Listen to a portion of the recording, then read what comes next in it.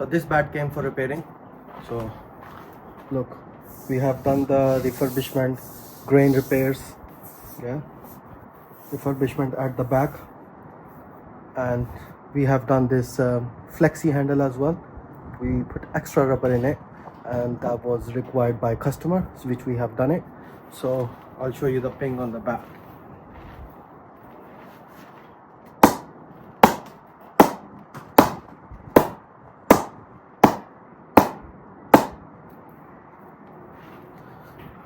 Look.